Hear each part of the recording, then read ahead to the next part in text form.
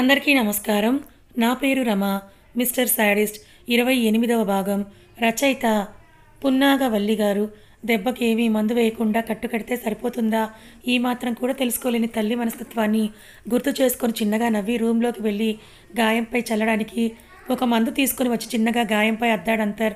దాంతో సర్రుమని మండింది కోమలికి. వెంటనే నిద్రలోంచి మెలకు వచ్చింది. టక్కున కళ్ళు తెరిచేసరికి ఎదురుగా అంతర్ ఉన్నాడు. ఇక్కడ మీరేం చేస్తున్నారంటూ లేచి కూర్చుంది కోమలి. నువ్వేమీ అంత ఎక్కువగా ఊహించుకోకు, జస్ట్ పోనీలే కదా, కాస్త మందు రాద్దామని వచ్చానని అన్నాడు అంతర్ చేతిలో ఉన్న మెడిసిన్ బాటిల్ చూస్తూ. తన దెబ్బ మీద చేత్తో అద్దుకుంది కోమలి. చేతికి మందు అంటింది. దాంతో కోపంగా లేచి నిలబడి పక్కనే ఉన్న వాటర్ బాటిల్ తీసుకొని తన మొహాన్ని కడుక్కుంది కోమలి. అది చూసిన అంతర్, బుద్ధుందా నీకు? మందు ఇప్పుడే కదా రాశాను, అలా కడిగేస్తే అదేం తగ్గుతుంది అన్నాడు అంతర్. తగ్గకపోయినా పర్వాలేదు, మీ చేతులతో రాశారని తెలిసిన తర్వాత ఇంకా నేను ఆ మందును నా ఒంటి మీద ఉంచుకోలేను అని అంది కోమలి కోపంగా.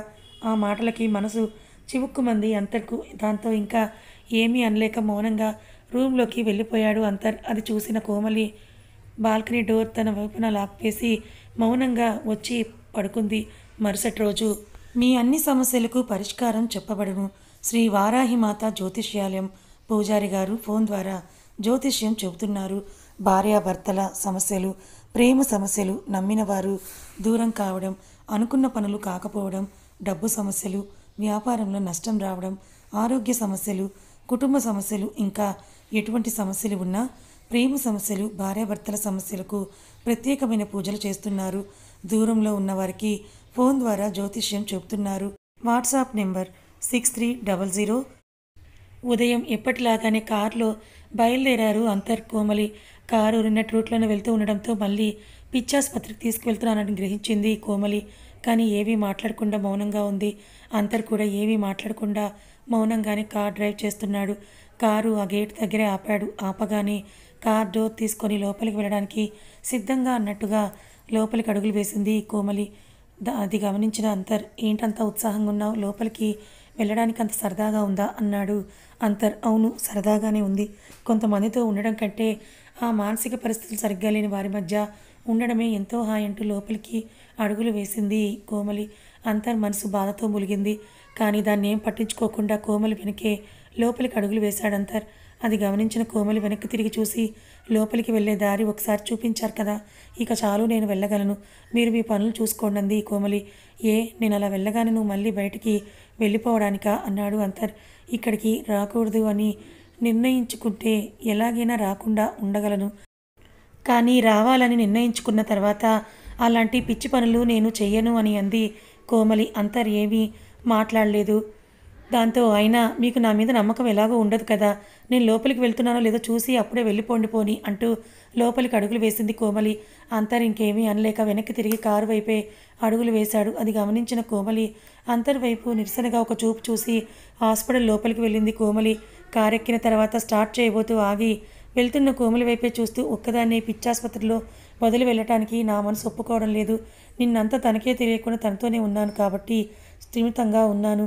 అలా కాకుండా ఈ పిచ్చాసుపత్రిలో తనని ఒక్కదాన్ని వదలాలంటే నా వల్ల కావడం లేదు. కానీ ఈరోజు కంపల్సరీ ఆఫీస్లో మీటింగ్ ఉంది, ఆఫీస్కి వెళ్ళాలి.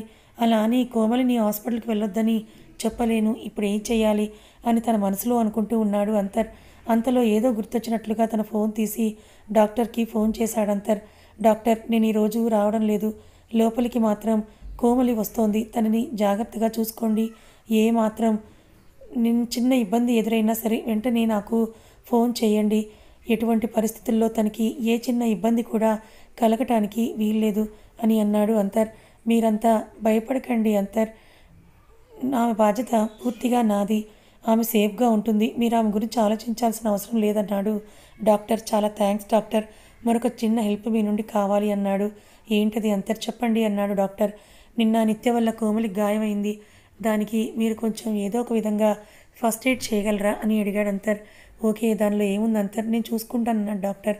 చాలా థ్యాంక్స్ డాక్టర్ అంటూ ఉంటాను, ఏ చిన్న ఇబ్బంది అయినా వెంటనే నాకు ఫోన్ చేయండి, నిత్యతో కోమలి ఉన్నప్పుడు కాస్త ఎవరైనా తోడుగా ఉండేలా చూడండి అన్నాడు అంతర్. ఓకే, అదంతా నేను చూసుకుంటాను అన్నాడు డాక్టర్. దాంతో ఫోన్ కాల్ కట్ చేసి కార్ స్టార్ట్ చేశాడు అంతర్. నిత్య వల్ల కోమలికి అపాయం ఉందని తెలిసి కూడా ఆమె దగ్గరకు కోమలిని పంపించడం ఎంతవరకు సమంజసం నిన్న 5 నిమిషాలు లోపలికి వెళ్ళిన కోమలిని గాయపరిచింది నిత్య. ఆ సమయంలో నేను రూమ్ బయటే ఉన్నా కూడా ఏమీ చేయలేకపోయాను. కానీ ఈరోజు రోజంతా కూడా అక్కడే ఉండడం అంటే నిత్య కోమలిని ఏం చేస్తుందో అని మనసులో భయపడుతూనే ఆఫీస్కి బయలుదేరాడు అంతర్. లోపలికి వెళ్తున్న డాక్టర్ని కలిసింది కోమలి. కోమలిని చూస్తూనే ఏమీ తెలియని వాడిలాగా, "ఓ కోమలి, ఈరోజు కూడా మీరు వచ్చారా? ఇంకా నిన్న జరిగిన సంఘటనతో మీరు రారేమో అనుకున్నానన్నాడు డాక్టర్. లేదు డాక్టర్, నిన్న నేను కాస్త జాగ్రత్తగా ఉండాల్సింది. నా అజాగ్రత్త వల్లే ఆ సంఘటన జరిగింది. ఈరోజు జాగ్రత్తగా ఉంటానంది కోమలి. డాక్టర్ చిన్నగా నవ్వి అప్పుడే ఆమె గాయాన్ని చూస్తున్నట్టుగా, "అరే, మీ నుదుటికి తగిలిన గాయానికి ఏం మందు రాయలేదా?" అడిగాడు డాక్టర్. ఆ మాటతో క్రితం రాత్రి అంతర్ గాయానికి మందు రాయడం, దాన్ని అతని మీద ఉన్న కోపంతో కావాలని తను నీళ్ళతో కడిగేయడం అవన్నీ గుర్తుకొచ్చాయి కోమలికి. కానీ అదేమీ బయటపడనివ్వకుండా, "లేదు డాక్టర్, చిన్న దెబ్బే కదా" అని, "అదే తగ్గిపోతుందిలే" అంది కోమలి. "నో కోమలి, ఈ రోజుల్లో ఏ చిన్న దెబ్బని కూడా అశ్రద్ధ చేయకూడదు. మీరు అలా కూర్చోండి, ఫస్ట్ ఎయిడ్ చేస్తాను మీకు" అన్నాడు డాక్టర్. దాంతో ఏం అనలేక కూర్చుంది కోమలి. డాక్టర్ గాయాన్ని కొంచెం క్లీన్ చేసి మందు రాసి కట్టు కట్టాడు. "చాలా థ్యాంక్స్ డాక్టర్, దీనికి మనీ ఎక్కడ పే చేయాలో చెప్పండి, నేను డబ్బులు కట్టేస్తానంది కోమలి. ఆ మాటకి చిన్నగా నవ్వేస్తూ, "ఇంత చిన్నదానికి డబ్బులేం అవసరం లేదులేండి" అన్నాడు డాక్టర్. దాంతో "సరే, నేను నిత్య దగ్గరికి వెళ్తాను. ఆమె టిఫిన్ చేసిందా" అని అడిగింది కోమలి. "బహుశా తినలేదనుకుంటా. ఒకవేళ మీరు తీసుకువెళ్ళేటట్లయితే మీతో పాటు మేరీని కూడా తీసుకుని వెళ్ళండి. ఆమె ఇక్కడ స్టాఫ్ వర్కర్" అని అన్నాడు డాక్టర్. "పర్వాలేదు డాక్టర్, నేను వెళ్ళగలనంది కోమలి. "లేదు, నిన్న నిత్య మీతో ఎలా బిహేవ్ చేస్తుందో చూసిన తర్వాత కూడా మిమ్మల్ని ఒక్కళ్ళనే లోపలికి పంపించలేను. ఆమెను కూడా సమయానికి మీకు సహాయానికి తీసుకుని వెళ్ళండి" అన్నాడు డాక్టర్. "సరే" అంటూ నిత్య రూమ్ దగ్గరికి వచ్చింది కోమలి. అక్కడే ఉన్న మేరీ కోమలిని చూస్తూ, "నా పేరు మేరీ అమ్మ, నేను మీకు సహాయంగా ఉంటాను" అంది మేరీ. "ఓ, నా పేరు కోమలి. రండి, మీరు నేను వెళ్ళి నిత్యకి టిఫిన్ తీసుకువద్దాం" అని అంది కోమలి. "మీరెందుకమ్మా, మీరు ఇక్కడే ఉండండి, నేను వెళ్ళి టిఫిన్ తీసుకొస్తానంటూ వెళ్ళి 5 నిమిషాలు టిఫిన్ తీసుకొచ్చింది మేరీ. ఇద్దరూ కలిసి నిత్య గదిలోకి వెళ్ళడానికి సిద్ధపడ్డారు. పైకింత నార్మల్గా ఉన్నప్పటికీ కూడా కోమలి మనసులో గుండె దడగానే అనిపించింది. చిన్నగా చేతులు వణికాయి. అది గమనించిన మేరీ, "పోనీ మీరు బయట ఉండండమ్మా, నేను వెళ్ళి పెడతాను, నాకు ఇదంతా మామూలే" అంది మేరీ. "వద్దు మేరీ, ఇద్దరం వెళ్దాం, ఏది జరిగితే అదే జరుగుతుందంటూ లేని ధైర్యాన్ని తెచ్చుకుంటూ నిత్య గదిలోకి వెళ్ళారు మేరీ, కోమలి. వీళ్ళు గదిలోకి వెళ్ళేసరికి నిత్య అక్కడున్న కిటికీలోంచి బయటికి చూస్తూ కూర్చుంది. "ఇదిగో అమ్మా, టిఫిన్ చెయ్యి" అని అంది మేరీ. మేరీ గొంతు వింటూనే, "మేరీ, అటు చూసావా, రోడ్డు మీద కార్లు వస్తున్నాయి, బహుశా నా రాజు వస్తున్నాడేమో" అంది నిత్య మెరుస్తున్న కళ్ళతో. "వస్తారులేమ్మా, ముందు మీరు టిఫిన్ చేయండి" అంది మేరీ. "అయినా రోజు అలానే చెప్తున్నావు కానీ రాజు రావడం లేదు, అలాగే స్వీటీని కూడా తీసుకురావడం లేదు, నేను ఇలా ఎన్ని రోజులు వెయిట్ చేయాలంటూ కోపంగా ఇటువైపు తిరిగింది నిత్య. మేరీ పక్కనే నిలబడి ఉన్న కోమలిని చూస్తూ అప్పటి వరకు ప్రశాంతంగా ఉన్న నిత్య మొహం కోపంతో రగిలిపోయింది. "రాక్షసి, నువ్వు ఇంకా పోలేదా? నువ్వెందుకు మాటిమాటికి నా గదిలోకి వస్తున్నావంటూ కోపంగా కోమలి మీదకే వచ్చింది నిత్య. దాంతో కోమలి భయంతో బిగిసిపోయింది. అది ముందే ఊహించిన మేరీ నిత్య చేతులు గట్టిగా పట్టుకుని వెనక్కి లాక్కింది. అయినా సరే నిత్య ఏమాత్రం తగ్గకుండా కోమలి వైపుకి రావడానికి ప్రయత్నిస్తోంది. మేరీ బలం ముందు నిత్యం ముందు ఏమాత్రం సరిపోవడం లేదు. "నిన్ను చంపేస్తాను, నువ్వు రాక్షసివే, దెయ్యానివే, నువ్వు నా కళ్ళ ముందు నుండి ఇక్కడి నుంచి వెళ్ళిపో" అంటూ పెద్ద పెద్దగా అరుస్తూ కోమలి మీదకే రావడానికి ప్రయత్నిస్తోంది నిత్య. నిత్యని ఆపడం తన వల్ల కాదన్నప్పుడు మేరీతో పాటు తెచ్చుకున్న ఒక కర్రతో నిత్యను 2 దెబ్బలు వేసింది మేరీ. అది చూసిన కోమలికి తన హృదయం ద్రవించిపోయింది. కానీ తాను చేసేది ఏమీ లేక అలా భయంతో బిగుసుకుపోయి అక్కడ జరిగేది చూస్తూ ఉండిపోయింది కోమలి. మేరీ ఈ 2 దెబ్బలు వేసేసరికి నిత్య, "వద్దు, నన్ను కొట్టొద్దు" అంటూ చేతులు 2 ఊపుతూ గోడ వైపుకి అడుగులు వేసింది నిత్య. "చెప్పిన మాట వింటావా లేదా" అంటూ అరిచింది మేరీ. "వింటాను" అంటూ వెనక్కి వెనక్కి జరుగుతోంది నిత్య. "వెళ్ళి సైలెంట్గా టిఫిన్ చెయ్యి" అని అంది మేరీ.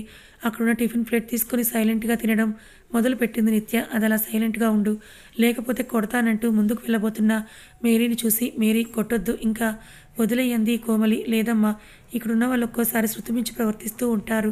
అప్పుడు ఇలా 2 దెబ్బలు వేయకపోతే వీళ్ళని ఆపడం చాలా కష్టమవుతుందంది మేరీ. దాంతో కోమలి ఏమీ మాట్లాడలేకపోయింది. టిఫిన్ తిన్న తర్వాత ఆ ప్లేట్ తీసుకుని అక్కడున్న ట్యాబ్లెట్లు వేసుకో అంది మేరీ. "వద్దు, నేను వేసుకోను, చేదుగా ఉన్నాయి" అంది నిత్య. "వేసుకుంటావా లేదా" అని అంటూ గద్దించింది మేరీ. "లేదు, నేను వేసుకోనంటూ ఏడవడం మొదలుపెట్టింది నిత్య. "వేసుకుంటావా లేదా" అని అంటూ నిత్యను కొట్టడానికి అన్నట్లుగా కర్రను పైకి లేపింది మేరీ. ఇక ఆ దృశ్యాన్ని చూడలేను అన్నట్టుగా కోమలి మేరీ దగ్గరకు వచ్చి నువ్వు ఆగు మేరీ అని అంటూ నిత్య వైపే అడుగులు వేసింది కోమలి. వద్దమ్మా, మీరు తన దగ్గరికి వెళ్ళొద్దు అని అంది మేరీ. అయినా సరే మేరీ మాటలు పట్టించుకోకుండా నిత్య దగ్గరికి వెళ్ళింది కోమలి. నిత్య, నువ్వు మంచి పిల్లవు కదూ, ట్యాబ్లెట్లు వేసుకో అని అంది కోమలి. ట్యాబ్లెట్ నిత్య చేతికిస్తూ నిత్య దించిన తలెత్తలేదు. వద్దమ్మా, నా మాట వినండి, మీరు వెనక్కి రండి, నేను ట్యాబ్లెట్స్ వేయిస్తాను కదా అని అంది మేరీ. మేరీ మాటలు ఏం పట్టించుకోకుండా నిత్య, నీ రాజు వస్తానని ఫోన్ చేసి చెప్పాడు, కానీ అలా రావాలంటే నువ్వు ఈ ట్యాబ్లెట్ వేసుకోవాలి, నువ్వు ఎంత త్వరగా వేసుకుంటే అంత త్వరగా నీ రాజు వస్తాడంది కోమలి. ఆ మాట వింటూనే నిత్య కళ్ళు మెరిశాయి. నిజమా అన్నట్టు కోమలి వైపే చూసింది నిత్య. నిజమే, ఇదిగో ట్యాబ్లెట్ వేసుకో అంది కోమలి. సైలెంట్గా కోమలి చేతుల్లో ఉన్న ట్యాబ్లెట్ తీసుకొని వేసుకుంది నిత్య. దాంతో చిన్నగా సంతోషపడుతూ అక్కడ ఉన్న వాటర్ బాటిల్ని ఆమె చేతికి అందించింది కోమలి. ఆ బాటిల్ అందుకొని కాస్త నీళ్లు తాగి కోమలి వైపు వింతగా చూసింది నిత్య. ఎందుకు అలా చూస్తుందో అర్థం కాక కోమలి కూడా నిత్య వైపే చూసింది. అంతే, సడన్గా తన నోట్లో ఉన్న నీళ్ళని కోమలి మొహం మీద ఊసేసింది నిత్య. అనుకోని ఆ సంఘటనకి బిత్తరపోయింది కోమలి. నీకు ఒకసారి చెప్తే అర్థం కదా అంటూ మేరీ వచ్చి నిత్యను కొట్టబోయింది. అది గ్రహించిన కోమలి మేరీని ఆపుతూ, వద్దు మేరీ, తనని కొట్టకు అని అంటూ అక్కడి నుంచి బయటకు వెళ్ళిపోయింది కోమలి. వాష్రూమ్లోకి వెళ్ళి మొహం కడుక్కుంటూ, ఎందుకు నాకు ఈ శిక్ష, ఏం చేశానని అంతరు నాకు ఇంత పెద్ద శిక్ష వేస్తున్నాడు, ఎంత ప్రయత్నించినా కూడా ఆమెకు నేను దగ్గర కాలేకపోతున్నాను, ఇక్కడ ఉండడం నా వల్ల కావడం లేదు, అలా అని నన్ను ఇక్కడికి పంపొద్దని అందరినీ బ్రతిమలాడటం నా వల్ల కాదు, ఏం చెయ్యాలని అనుకుంటూ కళ్ళల్లో తిరుగుతున్న కన్నీళ్లకు కంటి కొనల దగ్గరే ఆనకట్ట వేసింది కోమలి. తనలో ఉన్న కోపాన్ని, బాధని అంతా దిగమింగి బయటకు వచ్చింది కోమలి. అమ్మ, టాబ్లెట్ నేను వేసేసాను, మీరు లోపలికి వెళ్ళకండి, నాకు చిన్న పనుంది, వెళ్తానంటూ అక్కడి నుంచి వెళ్ళిపోయింది మేరీ. ఇంకా లోపలికి వెళ్ళి ధైర్యం చేయలేకపోయింది కోమలి. దాంతో అక్కడ ఉన్న చైర్లో కూర్చుండిపోయింది కోమలి. మధ్యాహ్నం వరకు తనలో తనే కుమిలిపోతూ బాధపడుతూ గడిపిన కోమలికి భోజనం సమయం అయ్యేసరికి ఎందుకో భయం మొదలైంది. ఇప్పుడు మళ్ళీ నిత్యకు భోజనం ఎలా తీసుకుని వెళ్ళాలి అని ఆలోచిస్తూ ఉన్న కోమలి దగ్గరకు ఒక వ్యక్తి వచ్చి, మేడం, మీకు ఒక వెహికల్ వచ్చింది అని చెప్పాడు. అదేంటి, సమయం ఇంకా మధ్యాహ్నమే కదా అయ్యింది, అప్పుడే నా కోసం వెహికల్ రావడం ఏంటి అని తనలో తనే అనుకుంటూ పైకి లేచింది కోమలి. అంతలో భోజనం ప్లేట్ తీసుకొని అక్కడికి అటుగా వస్తున్న మేరీని చూస్తూ, మేరీ, నేను వెళ్తున్నాను, మరి నిత్య భోజనం అంటూ ఆగిపోయింది కోమలి. పర్వాలేదమ్మా, మీరు వెళ్ళండి, నేను భోజనం పెడతాను అంది మేరీ. దాంతో కాస్త తేలిగ్గా ఊపిరి తీసుకొని బయటకు అడుగులు వేసింది కోమలి. కారు ఆఫీస్ రూట్ వైపు వెళ్ళడం గమనించిన కోమలి, ఇంటికి వెళ్ళడం లేదా అని అడిగింది కోమలి డ్రైవర్ను ఉద్దేశించి. లేదమ్మా, అయ్యగారు మిమ్మల్ని ఆఫీస్ తీసుకురమ్మన్నారన్నాడు డ్రైవర్. దాంతో ఏమీ మాట్లాడకుండా మౌనంగా ఊరుకుంది కోమలి. ఆఫీస్లో అడుగు పెడుతూనే వినయ్ని కలిసింది కోమలి. ఏంటి కోమలి, నిన్న కాక మొన్న జాయిన్ అయ్యి అప్పుడే లీవ్ పెట్టేశావా అన్నాడు వినయ్. దాంతో చిన్న పని ఉండి రాలేదంది కోమలి. ఓ అలానా అని అంటూ కోమలి నుట్టికున్న కట్టు చూసి, ఏమైంది తలకి అని అడిగాడు వినయ్. ఏం లేదు, చిన్న దెబ్బ తగిలిందంటూ చుట్టూ ఉన్న కొలీగ్స్ని చూస్తూ, ఏంటి ఈరోజు కొంచెం హడావిడిగా ఉంది ఆఫీసు అని అంది కోమలి టాపిక్ని మారుస్తూ. హడావిడేం లేదు, షూటింగ్ ఉంది, షూటింగ్ ఉన్న రోజు జనరల్గా ఆఫీసులో హడావిడిగానే ఉంటుంది అని అన్నాడు వినయ్. షూటింగ్ అనగానే అంతకు ముందు రోజు షూటింగ్లో అంతర్ తనతో బిహేవ్ చేసిన తీరు గుర్తుకొచ్చింది కోమలికి. నువ్వేమీ భయపడకు, ఈరోజు మాన్స్టర్ షూటింగ్ దగ్గరికి రాడులే అని అన్నాడు వినయ్. ఒక్కసారిగా అర్థం కానట్టుగా వినయ్ వైపే చూసింది కోమలి. ఓ, నీకు తెలియదు కదూ, మేమందరం కలిసి మన బాస్కి పెట్టిన నిక్నేమ్ మాన్స్టర్ అని అన్నాడు వినయ్ నవ్వుతూ. ఓ, మంచి పేరే పెట్టారు అని మనసులో అనుకుంటూ చిన్నగా నవ్వింది కోమలి. ఏంటి నిక్నేమ్ బాలేదా, ఏమీ మాట్లాడలేదు అన్నాడు వినయ్. ఈ నిక్నేమ్స్ అన్నవి ఎవరు ఎప్పుడు ఎందుకు ఎలా పెడతారో నాకు తెలియదు, కానీ అవి కరెక్ట్గానే సూట్ అవుతాయి అంది కోమలి. ఆ మాటతో ఫక్కున నవ్వాడు వినయ్. వినయ్ నవ్వులో శృతి కలిపింది కోమలి. అవును, ఈరోజు షూటింగ్కి ఆ మాన్స్టర్ ఎందుకు రాడు అని అడిగింది కోమలి. ఎందుకంటే ఈరోజు అడ్వర్టైజింగ్ షూటింగ్ జరిగేది సనాతో అన్నాడు వినయ్. సనానా, ఎవరామె అని అడిగింది కోమలి. ఆమె మోడల్, ఆమెలో గతంలో ఈ మాన్స్టర్ నానా బాధలు పడ్డాడు. అసలు ఇక ఈమెని ఏ ప్రాజెక్ట్లో తీసుకోకూడదని నిర్ణయించుకున్నాడు, కానీ అటువైపు కంపెనీ వాళ్ళు ఆమెని మాత్రమే తమ అడ్వర్టైజ్మెంట్లో యాక్ట్ చేయాలని పట్టుపట్టారు. దాంతో మరో దారి లేక ఆమెతోనే షూటింగ్ చేయాల్సి వస్తోంది. ఇప్పుడు ఆమె మాన్స్టర్ని ఎన్ని తిప్పులు పెడుతోందో ఏమిటో అని అన్నాడు వినయ్. ఓ అదా సంగతి అని అంది కోమలి. ఈరోజు షూటింగ్లో ఏమాత్రం అవకతవకలు వచ్చాయా? ఇక వాడి పని మాస్టర్ చేతిలో అయిపోయినట్టే అన్నాడు వినయ్. ఏమైంది అని అడిగింది కోమలి. ఏమీ లేదు, అసలే మొన్న రీనా చేసిన రచ్చ కారణంగా షూటింగ్ ఆగిపోయింది. ఆ అడ్వర్టైజ్మెంట్ షూటింగ్ పూర్తి కాలేదు. దానికి మన కంపెనీని ఫైన్ కట్టాల్సి వచ్చింది. దాంతో కాస్త రెప్యుటేషన్ దెబ్బతినిందని చెప్పాలి. ఇప్పుడు ఈ పెద్ద కంపెనీ అడ్వర్టైజ్ మళ్ళీ చేస్తే పోయిన రెప్యుటేషన్ సాధించాలన్నదే మాస్టర్ ప్లాన్. దానికోసం చాలానే కష్టపడుతున్నాడు. కానీ ఆ కంపెనీ వాళ్ళు సనాతోనే అడ్వర్టైజ్మెంట్ చేయాలని షరతు పెట్టడం ఒక తలనొప్పి. దానికి తోడు వాళ్ళు ఈ డీల్ కోసం చాలా తక్కువ టైం ఇచ్చారు. సో ఆ టైంలో మనం వర్క్ కంప్లీట్ చేయాలి, లేకపోతే కంపెనీ ఫైనాన్షియల్గా కొంత దెబ్బతినాల్సి వస్తుందన్నాడు వినయ్. వినయ్ చెప్పే మాటలను జాగ్రత్తగా వింటోంది కోమలి. వీళ్ళిద్దరూ మాట్లాడుకోవడం చూసిన ప్రీతి ఒక పక్క బాస్తో ఎఫ్ఐఆర్ కొనసాగిస్తోంది. చాలదు అన్నట్టు వినయ్ మీద దీన్ని చూపు పడినట్టుంది. అయినా దాన్నని ఏం లాభం, వీడికి అది ఎలాంటిదో మొత్తం పూసగుచ్చినట్టుగా చెప్పాను. అయినా తోక ఊపుకుంటూ మళ్ళీ దాంతోనే మాట్లాడుతున్నాడని మనసులో కుళ్ళుకుంది ప్రీతి. వినయ్ కోమలి మాట్లాడుకోవడం గ్లాస్ డోర్ నుంచి గమనించిన అంతర్ మొదట క్యాజువల్గా తీసుకున్నప్పటికీ కాసేపటి తర్వాత మాత్రం క్యాజువల్గా తీసుకోలేకపోయాడు. ఎందుకో తెలియదు, తనకి చిరాగ్గా కోపంగా అనిపిస్తూ ఉంది. ఎంత చూడకూడదనుకున్న మాటి మాటికి వాళ్ళ వైపే చూస్తూ ఉన్నాడు అంతర్. ఇక తన వల్ల కాదనిపించింది అంతర్కి. దాంతో ఇంటర్కామ్లో కోమలిని లోపలికి పిలిచాడు అంతర్. ఈ మాస్టర్కి ఏం గుర్తొచ్చిందో ఏంటో ఛాంబర్లోకి రమ్మంటున్నాడని మనసులో అనుకుంటూ కమింగ్ సార్ అంటూ ఛాంబర్లోకి అడుగుపెట్టింది కోమలి. కమింగ్ అన్నాడు అంతర్. ఛాంబర్లోకి వచ్చిన కోమలిని ఏమాత్రం పట్టించుకోకుండా ల్యాప్టాప్లో తన వర్క్ చేసుకుంటున్నాడు అంతర్. ఎంతసేపటికి ఏమీ మాట్లాడకపోవడంతో విసుగ్గా ఏంటి సార్ రమ్మన్నారంది కోమలి. ఎందుకంత విసుగు వస్తోంది నీకు? కాసేపు వెయిట్ చేయలేవా అన్నాడు అంతర్. మీరంత బిజీగా ఉన్నప్పుడు కాసేపు ఆగి పిలవచ్చు కదా నన్ను, నేను అంతలా నా వర్క్ అన్నా కంప్లీట్ చేసుకుంటానుగా అంది కోమలి. చూస్తున్నాను వర్క్ని ఎంత బాగా కంప్లీట్ చేస్తున్నావు అంటూ దీర్ఘం తీశాడు అంతర్. అంతర్ మాటల్లో ఉన్న వెటకారాన్ని గమనిస్తూ అంతర్ వైపే చూసింది కోమలి. ఏంటి అలా చూస్తున్నావు? ఆఫీసులో నీకు పరిచయాలు కాస్త ఎక్కువైనట్లున్నాయి అని అన్నాడు అంతర్. పరిచయాల? ఈ మాస్టర్ దేని గురించి మాట్లాడుతున్నాడు? లేకపోతే ఏదైనా వర్క్ ఇన్కంప్లీట్ ఉంచానా అని తన మనసులో అనుకుంటూ కోమలి, మీరు నాకు ఏ వర్క్ చెప్పలేదు కదా సార్ అని అంది కోమలి అంతర్నే చూస్తూ. నేను చెప్పకపోతే ఏమైందిలే, చెప్పేవాళ్ళు వేరే ఉన్నారు కదా అని అన్నాడు అంతర్. మీరేమంటున్నారో నాకు అర్థం కాలేదంది కోమలి. అర్థం కాని వాళ్ళకైతే ఎలాగోలా అర్థమయ్యేటట్టు చెప్పొచ్చు, కానీ అర్థమైనా కూడా అర్థం కానట్లు నటించే వాళ్ళకి ఏమీ చెప్పలేవన్నాడు అంతర్.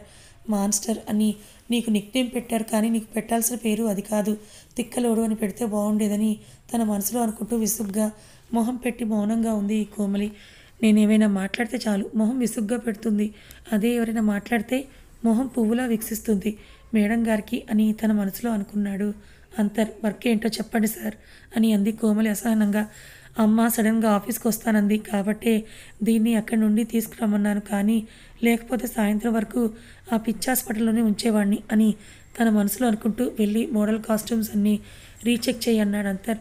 కాస్ట్యూమ్స్ అనగానే కోమలికి అంతకుముందు జరిగిన షూటింగ్లో ఎదురైన సంఘటన గుర్తొచ్చి కాస్ట్యూమ్స్ చెకింగ్ వర్క్ నా వల్ల కాదు సార్, మరి ఏదైనా వర్క్ చెప్పండి చేస్తానంది కోమలి. సీరియస్గా కోమలి వైపే ఒక లుక్ ఇచ్చాడు అంతర్. ఎందుకు అలా చూస్తున్నారు అని అడిగింది కోమలి. ఏమీ లేదు, ఈ ఆఫీస్కి బాసు నువ్వా నేనా అని అనుమానం వచ్చిందిలే, అందుకే చూస్తున్నానన్నాడు అంతర్. దాంతో దీర్ఘంగా శ్వాస తీసుకుని వదిలి, నాకు కాస్ట్యూమ్స్ వర్క్పై ఇంత నాలెడ్జ్ లేదు సార్, కాబట్టి ఇంకా ఏదైనా వర్క్ చెప్పండి ప్లీజ్ అంది కోమలి. దాంతో వెళ్ళి ఆన్లైన్ అడ్వర్టైజ్మెంట్ డిజైన్ వర్క్స్ ఎంతవరకు వచ్చిందో చూడు అన్నాడు అంతర్. అమ్మయ్య పోనీలే, ఏదో ఒక వర్క్ ఈయన ఛాంబర్లో కాకుండా ఉంటే అంతే చాలు నాకని తన మనసులో అనుకుంటూ ఛాంబర్ నుంచి బయటకు వెళ్ళబోతున్న కోమలిని చూస్తూ కాసేపట్లో అమ్మ ఇక్కడికి వస్తుందంట అన్నాడు అంతర్. ఆ మాటతో వెనక్కి తిరిగి చూసింది కోమలి. అత్తయ్య గారు ఇక్కడికి ఎందుకు వస్తున్నారంది కోమలి. ఏమో నాకు తెలీదు అంటూ ఏదో ఫైల్ చూస్తూ ఉన్నాడు అంతర్. అబ్బా ఏది పూర్తిగా చెప్పడు కదా అని తన మనసులో అనుకుంటూ బయటికి వెళ్ళిపోయింది కోమలి. తన సిస్టమ్ ముందు కూర్చొని వర్క్ స్టార్ట్ చేస్తూ అందుకేనా ఈరోజు మధ్యాహ్నమే వెహికల్ పంపించారు అని తన మనసులో అనుకుంటూ వర్క్ చేస్తూ ఉన్న కోమలి దగ్గరికి ఆఫీస్ ప్యూన్ వచ్చి ఫుడ్ పార్సిల్ ఇచ్చాడు. ఎవరిచ్చారు అని అడిగింది కోమలి. తెలియదు మేడం, మీ పేరు మీదే ఆర్డర్ వచ్చింది అని చెప్పాడు ప్యూన్. ఒక క్షణం ఆలోచించిన కోమలికి వెంటనే అంతర్ గుర్తు వచ్చి అతని ఛాంబర్ వైపే చూసింది. అంతర్ కోమలి వైపే చూస్తూ ఉన్నాడు. కథ ఇంకా ఉంది. అంతర్ మనసులో కోమలి అంటే ప్రేమ, అభిమానం అన్నీ ఉన్నాయి. కానీ ఎందుకు అంతర్ కోమలి పైన అంత పగని, ద్వేషాన్ని పెంచుకున్నాడు? కోమలి మీద అంతర్ తెలిసే పగని పెంచుకున్నాడా, లేక ఎవరైనా చెప్తుంటే చేస్తున్నాడా? అసలు అంతర్ విషయంలో, వాళ్ళ కుటుంబం విషయంలో కోమలి చేసిన తప్పేంటి తెలుసుకోవాలనుకుంటే ఛానల్ని ఫాలో అవ్వండి. కథ నచ్చితే లైక్ చేయండి. Thank you so much.